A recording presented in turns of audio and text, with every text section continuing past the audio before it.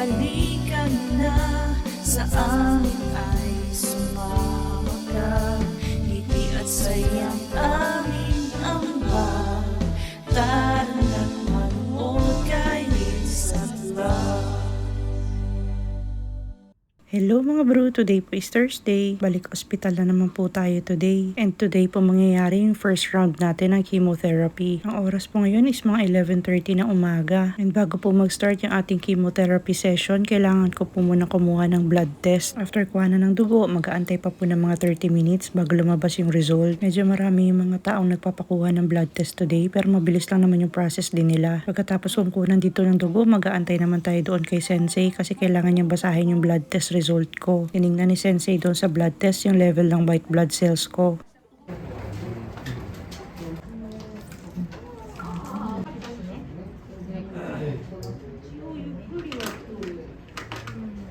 Kailangan ko na namang ulit timbangin yung sarili ko today. Ang nakalimutan ko is yung kumuha ng blood pressure test. Pero sabi ng nurse, okay lang. Next time wag ko na daw kalimutan. Waiting na kami dito kay Sensei para magpa-check up sa kanya. Wala namang problem sa result ng blood test ko. Kaya diretso na kami ni Papang dito sa chemotherapy center ng hospital.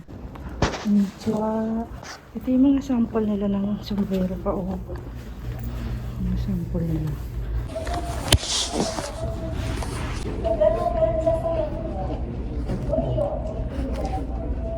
Ganyan po.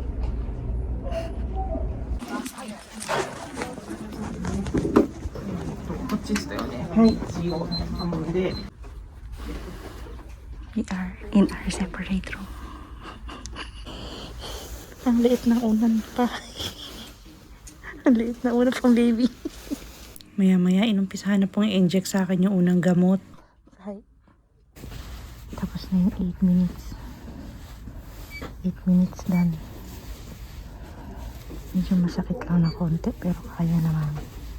Relax lang daw saglit, mga 30 minutes. Tapos, pakiramdaman ko daw yung katawan ko kung anong pakiramdam ng gamot sa katawan. So far, wala naman. Pinapatong sa ganito yung kamay ko. Mainit siya, mainit. Lumabas muna si Papang kasi maliit masyadong space namin dito. Hindi sila magkasya ng nurse. Kaya sabi ko kay Papang, labas na lang muna siya. Tapos na yun sa paa. Tapos na sa paa. Oo, sa paa. Tapos na. 8 minutes lang man. Tapos pa mainit yan pa. Prepare na nila yung ano ko dyan. Mainit.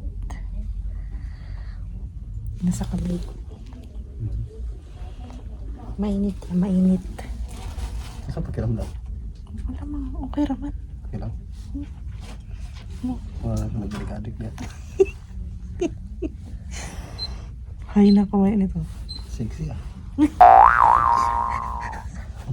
Anong sexy ka dyan? Tagal ko na nakikita na legs. Maya-maya ng konti, nilagyan na po ako ng parang swero. Yung ano yan, 15 minutes na gamot. Natatawa ko dito kay Papang kasi ako yung mga pinagtutusok pero siya daw yung nahihilo.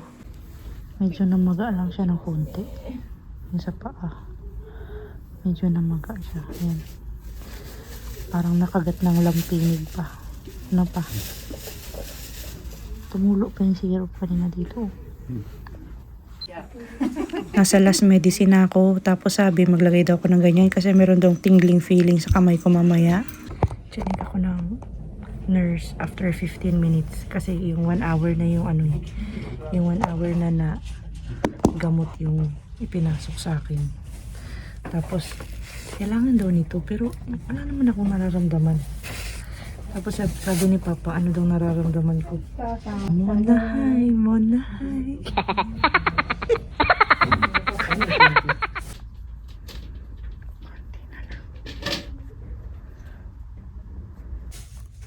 Tapos na tayo. Mga 5 minutes lang daw. Pahinga 5 minutes. Tapos pwede na tayong umuwi. Grabe yung ubo ko. Kumatay yung lalamunan ko. Tapos na tayo. Nandito kami sa 7-Eleven ni Papang. Nagsigarilyo siya and nagutom kasi ako. So bumili na ako ng chicken ba. Tadaan pa kasi kami sa drugstore kasi meron akong kailangang inumin na ilang gamot. After 3 days daw, kailangan ko talaga yung inumin. Then meron pang ibang dinagdag na gamot na kapag kung sakaling lagnatin ako 37.5, inumin ko yung gamot, or kapag medyo nahirapan ako magpupo, meron ding gamot na binigay. Kukunin namin yun doon sa malapit na drugstore sa bahay. Nabot din kami ng more than 5 hours kasi dumating kami sa hospital mga 11:35 ata kanina. Tapos yun nga, kinuhanan ako ng dugo. After kong kinuhanan ng dugo, pumunta kami doon kay Sensei. Lumabas na yung result pala sa PET scan. So binasa na yung result sa PET scan kanina and doon clear, nakitang kita nasaan yung mga cancer cells ko. Almost lahat sila nandito sa right side ng katawan ko. Sa liver, medyo malaki na yung nasa liver na tumor, pero malulusaw din naman siguro yan kapag natapos ko yung 6 cycles ng chemo. Tapos meron na rin pala ako sa buto. So nasa buto na rin yung mga cancer cells ko, kumapit na rin sila sa buto. And yun nga, yung sa lungs ko. Kaya hinahapo ako ng hinga kasi marami na sila sa lungs.